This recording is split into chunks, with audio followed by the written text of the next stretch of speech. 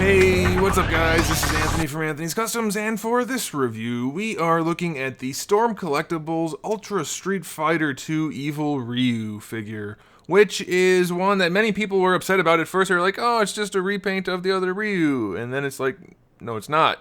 So everybody's happy again, and I'm pretty happy too. These are pretty cool figures. This one in Violent Ken, I'll be reviewing that as well. I'm overall very pleased with them. They have mostly nailed everything. Couple issues here and there, so we have some stuff to talk about. But let's go ahead and get him off the stand and take a closer look.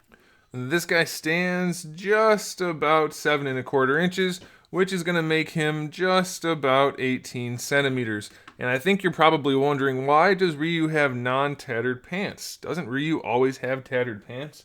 And the answer to that is, in the game, I think so, but on the artwork for the character, for whatever reason, they gave him clean pants and tattered sleeves. And the figures match the artwork in that regard. Here's the thing where they don't quite match. And this is my biggest gripe with these, and it's not a huge deal because once you pose it, you won't really notice. They have relatively small chests compared to how stocky they are. They also have short necks, and it gives them kind of a weird look. It's not a huge deal, and it's kind of been a through line for the Storm figures basically from the beginning. They're very stocky, and it's a style they're going for, and that's completely up to you if you like it or not. It's just not 100% accurate. I would much rather have them kind of be elongated from here to here just a little bit and maybe pop out the chest. It's not a huge deal, but it's worth noting. Otherwise, this is the artwork they're going from, and that's why Ryu has these kind of pants, and then we'll also talk about that when we get to Ken. Otherwise, we have basically our traditional Storm figures, a little bit of detailing in the skin, and a little bit of shading throughout the gi, and that's fine. The hair's got a little bit of shading on it. The gloves have a little bit of dry brushing to make them look worn. And then, of course, the belt has the kanji on there, so really nice overall aesthetic. As far as accessories go, we kind of have a lot with this guy. We have 4 total heads. The one neutral head that comes on him in the package, one where you can see his teeth, one where he's yelling, and then one where he got beat up. It's very beat up, and you don't usually get that with figures. That's interesting. I wonder how that worked out. Most companies don't like having their figures look beat up and bloody, but it's there. We also have 4 different headband ties, and I don't know why, because they're all, as far as I can tell, the same thing, other than maybe being warped in the package. They're not like sculpted in any certain way, so maybe we just have one for each head, but I'm not sure why, because obviously they're all removable, so I don't know. It's cool that they're there. I just don't know exactly what they're for. We have a few different hands. We have the 2 fist hands that come on them in the package, 2 kind of clenchy finger hands for throwing the Hadoken, and then we have a couple hands for maybe charging the Hadoken, and then maybe just a couple style pose hands. So we do have a purple fireball, which is very clear at the front, and purple at the back. It's kind of nice, I guess. I don't know about the clear part, but that's the way it is. And then we have a little display stand, which will hold the fireball. Technically can support the figure, but definitely better for the fireball. Now, as far as this guy goes, the articulation is pretty well standard, so let's see how it is executed. We do have our double ball peg for the neck, which lets the head move around, and it works nicely. It's nice and stiff, so it actually functions the way it's supposed to. I like that a whole bunch. The head is on a single ball peg at the top, obviously. Double ball peg is all the way down here, so just a single ball peg as far as this part is concerned, and it swaps out no problem. I would argue that it might look better for you to not seat it all the way, just because, like I said, they do have kind of short necks, so if you just lift it up a little bit, it gives them slightly more realistic look, but that's totally up to you. And then, of course, like I said, these are removable, so they have a peg and can rotate.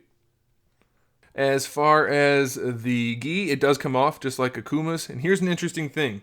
This is a thing you guys are going to like, because the gis are really bulky. They're very loose fitting, which is fine. That's how they're usually drawn. But it makes the figures look a little wide in the torso, which is to be expected. But here's the thing. I don't know if they did this on purpose. I mean, I know they did it on purpose, but I don't know why they did it on purpose. But here's the thing. You'll see this when you take it off. There are 2 peg holes on either part of the gi. Now, the peg will be going through the first hole. At least it was on both of my figures.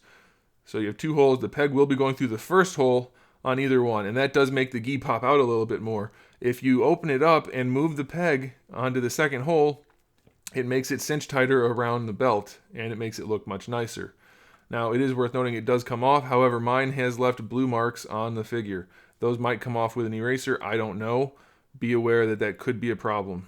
All right? You don't necessarily want to have your figure displayed with blue marks from his gi, so that's kind of a bummer. As far as the arm articulation, it's all the same as before.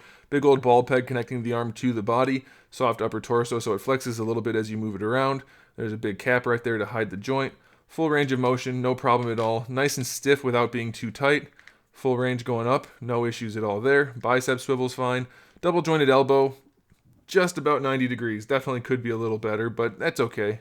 And then for the wrists, we have our ball peg, as we have had in the past, and then our ball hinge on the end with our floating wrist piece. So plenty of range there. Shouldn't have any trouble at all posing this guy. That's fine. Hand swap out, no problem.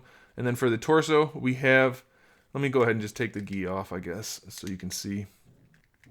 We have our single ball peg, which has pretty solid range. It's not perfect, doesn't lean forward all that much, but it leans back nicely and side to side is good and rotation's good, so I like that. We have our single ball peg down here, which is kind of an issue, only because the crotch piece is really tight and the legs are really wide and they go up kind of high, so you have to be a little careful as you're posing the lower torso to kind of get it to go where you want it to go. But it can go. You can see it's kind of rubbing the grease off of the crotch piece, but that's fine. Good range, no problem there. It's not loose or floppy or anything, so that's fine. This floating piece, like I said, is just, it's kind of tight. I don't know what's going on here. It doesn't seem to fit quite right. Maybe the hips are too wide. I'm not sure, but it's stretching his ass cheeks out a little bit too much, and I think any amount of ass cheek stretching is probably too much. But so for the hips, you have decent range going out to the side, but they're kind of stiff and they pop the torso off. So here's what's going on. As you bring the hip forward, this pant is so thick right here that is putting pressure on the lower torso, the underside of the lower torso, and it just pops it right off of that pressure ball peg. And you can see the grease in there to keep it from being too tight, or lubrication, I should say. And it's not loose, like it's not a loose joint at all, it's fine. But the hips, if you have this lined up right, will pop it right off. So you have to be very careful. So that's a problem. That's a serious problem. You need to just be careful with it if you're going to buy it anyway, and you shouldn't have too much of an issue, but it definitely is an issue. There's not enough clearance, and these are too thick. That's all there is to it. You do have a thigh swivel. The legs do move forward and back. It's a little tight. It's getting tighter as I go, so that's not good. And then for the double jointed knee, minimal range, not even 90 degrees, so that's kind of a bummer. You do have rotation at the shin, which is really good. The ankle range going forward is very minimal. Going back is really nice. And so you do have your peg right there, which rotates for an ankle rocker, which is good. And then if you do it with the shin, it's a really, really nice ankle rocker. Very pleased with that. Toe joint is okay. So here's the deal. I really like the figure, except for the fact that when you pose the legs dynamically, it pops the torso off. That is not okay. And also, the hips are just really, really wide. If you don't have the gi on, they're very, very wide. And then we have minimal range for the knees. So it's not their best showing. I still like it overall. Objectively, it does have some problems. No question about it. I'm willing to overlook those problems personally. If you aren't, then that's the way it goes. I understand completely.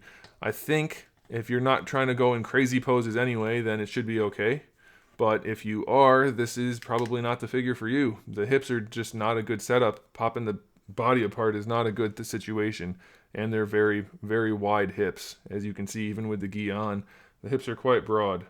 So I like it. Subjectively, objectively, there are definitely issues you need to be aware of. And now you are, so you can make the decision for yourself. Let me know what you guys think. So there it is, guys. Thanks for watching. Make sure you give the video a thumbs up if you liked it, and if you haven't subscribed, you might want to do that, because I do have new videos up just about every single day. We talk about action figures, movies, TV shows, video games, all kinds of fun stuff. So make sure you come back for that, and in the meantime, keep collecting.